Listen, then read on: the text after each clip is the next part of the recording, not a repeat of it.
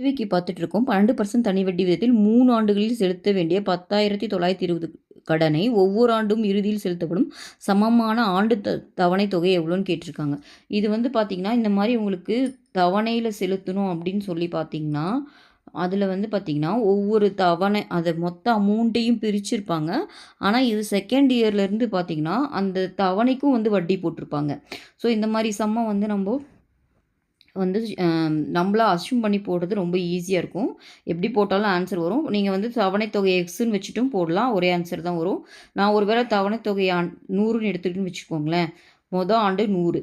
2வது இந்த 100க்கு அவங்க வட்டி போடுவாங்க. அப்போ இது 12%னா என்ன வரும்? 112ன்னு வரும் செகண்ட் இயர்ல.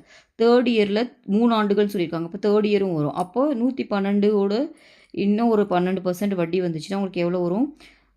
இதோட 124 வரும். சரியா? இப்போ 3 இயர்ஸ்க்கு இவ்வளோ தான் இவ்வளோ வந்துரும். ஸோ இத ஆட் பண்ணீங்கன்னா உங்களுக்கு என்ன வரும்? ஆட் பண்ணீங்கன்னா 336ன்னு வருது. ஸோ இப்போ இத என்ன பண்ணலான்னா, மொத்தம் வந்து 10,920 100க்கு தான் நம்ம கண்டுபிடிச்சோம். அப்போ 100க்கு 336ன்னு வந்துச்சு. இத சால்வ் பண்ணிட்டா நம்மளுக்கு ஆன்சர் கிடைச்சிரும். இத எடுத்துட்டு நீங்க இது 2யும் டிவைட் பண்ணிங்கன்னா உங்களுக்கு எவ்வளோ வரும்னு பார்த்தீங்கன்னா 32.5ன்னு வரும். டிவைட் பண்ணி பாருங்கள் அவ்வளோ வரும். அப்போ இது 2யும் இதில் மல்டிப்ளை பண்ணிங்கன்னா ஆன்சர் எவ்வளோ வருதுன்னா 3250. இதுதான் சம்மோட ஆன்சர். ஓகேவா?